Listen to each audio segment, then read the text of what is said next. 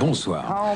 Dans un opéra, le chœur a beaucoup à apprendre par cœur, et ceci dans une langue étrangère, lorsque le livret doit être interprété dans sa langue originale. Souvent, le pauvre choriste ne comprend pas ce qu'il chante, et encore moins ce que les autres choristes peuvent chanter. À Parme, en Italie, alors que les répétitions avaient été très courtes, pour une représentation de Lohengrin chantée en allemand, un de mes collègues eut une idée de génie. Des coulisses, il mimait les réactions que devaient avoir les choristes sur scène lors du grand air du roi Heinrich. Cela se passa très bien jusqu'au moment où un malheureux bouton, mais voyez plutôt.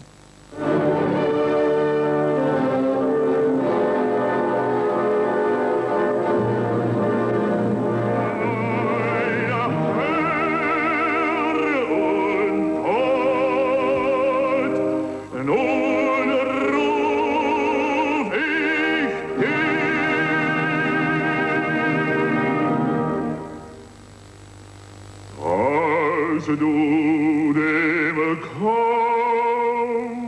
zu biegen seist,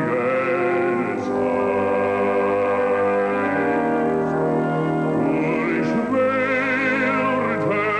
sich ein Urteil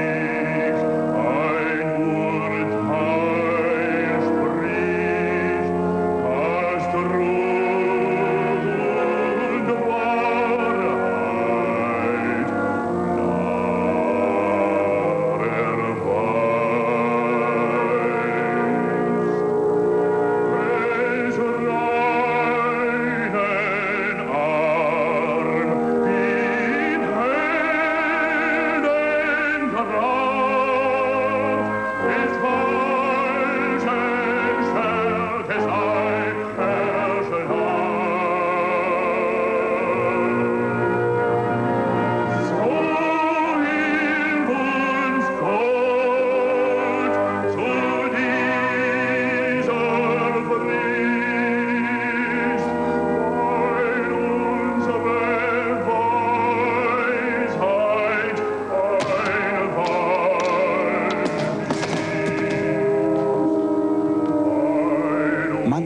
Il arrive parfois, dans des opéras modestes, que le corps de ballet soit inutilisé. Quelquefois, le danseur est amené à faire des extras dans des rôles de figuration. Par exemple, on le fait marcher.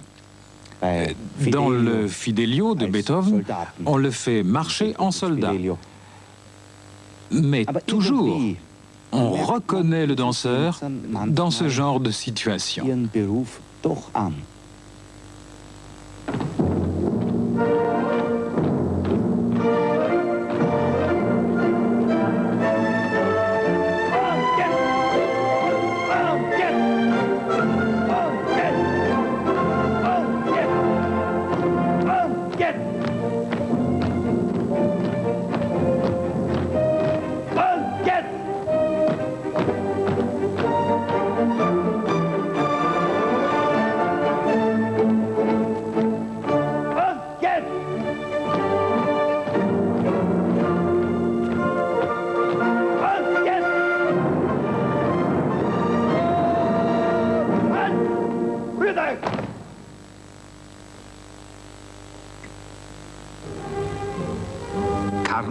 Carmen, acte 3. L'entrée des contrebandiers. Sie schleppen Schmuggelgut, Körbe, Säcke, Ballen. Ils transportent le produit de leur contrebande dans de lourds paniers, des sacs, des ballots.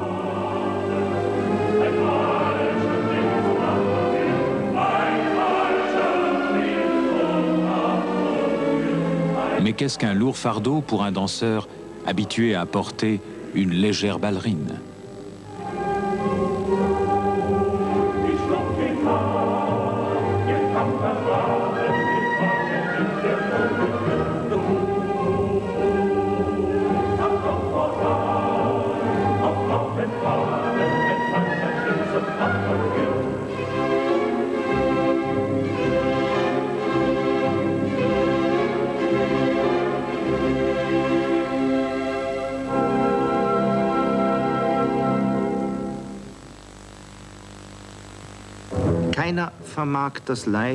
Personne n'a osé interpréter le rôle de l'hérétique dans Don Carlos de Verdi comme l'a fait ce danseur.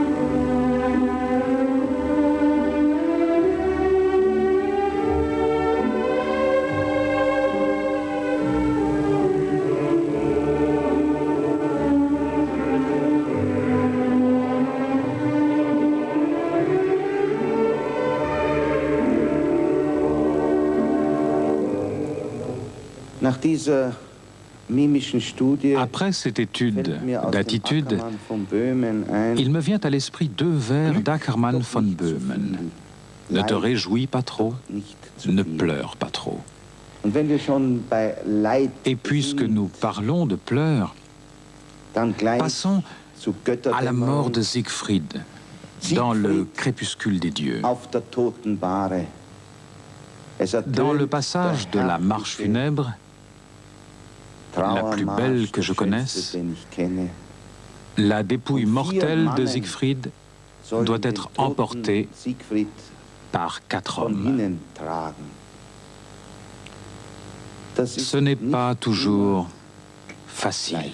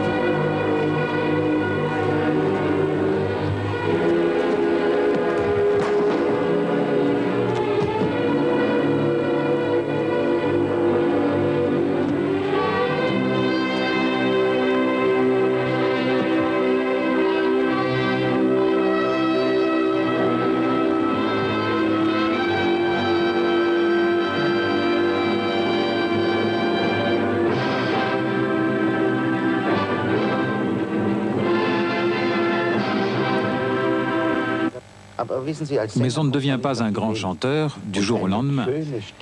Il faut de la patience et du travail pour avoir une belle voix. Et entre fredonner dans sa baignoire et chanter sur les plus prestigieuses scènes d'opéra, il y a le long et difficile chemin de l'apprentissage, surtout si l'on souhaite faire partie des plus grands. Beaucoup doivent commencer en exerçant un autre métier, honnête, comme on dit. Et je voudrais, grâce à l'un des plus beaux airs de Verdi, extrait du Trouvère, La Stretta, vous présenter 3 exemples de chanteurs qui ont préalablement exercé un autre métier. Il s'agit d'un éminent boxeur, d'un éminent serviteur et d'un éminent chanteur pop. Et vous allez voir que l'on retrouve toujours, quelque part, des réminiscences de leur premier métier.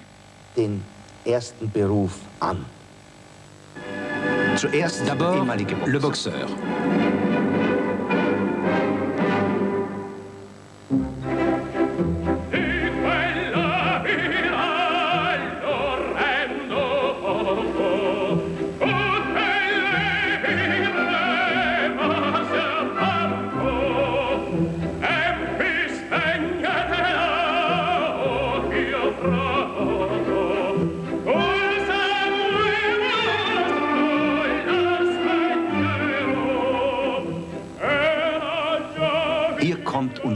Et voici le serviteur.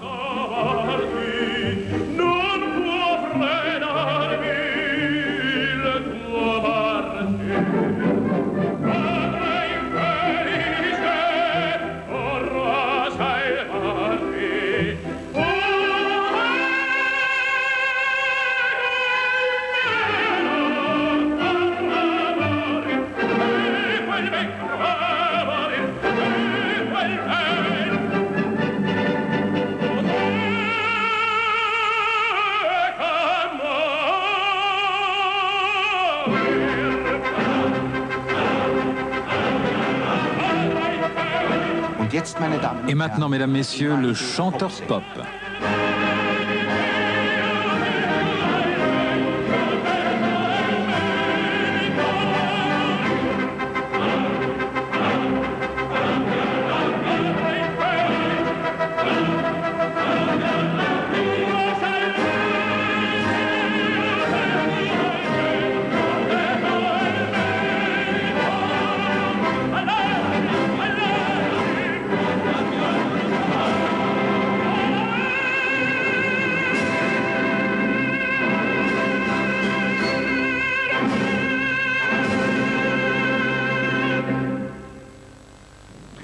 Ceux qui s'aiment doivent être en harmonie. Malheureusement, les voix sont beaucoup plus souvent en harmonie que les physiques. Charlie, joue-nous quelque chose de beau. Radames et Aïda. Ici, c'est le cordonnier qui nous a aidés. Et là, la petite Butterfly et Linkerton. Linkerton a bien entendu été aidé artificiellement. Le troisième couple est en parfaite harmonie. Le chevalier à la rose. Excusez-moi, chère madame. Oh, le costume aide énormément. Les costumes, souvent, font merveille. Quoi de plus viril qu'un homme dans une cuirasse? Bien sûr, il y a aussi de petits inconvénients, comme par exemple dans Don Carlos, lorsqu'un émissaire des Flandres doit faire une révérence. Cela n'est pas vraiment très pratique. Les casques aussi ne sont pas toujours sans danger. Lorsque, par exemple, quelqu'un entre en scène avec la visière relevée et dit « Que vois-je ?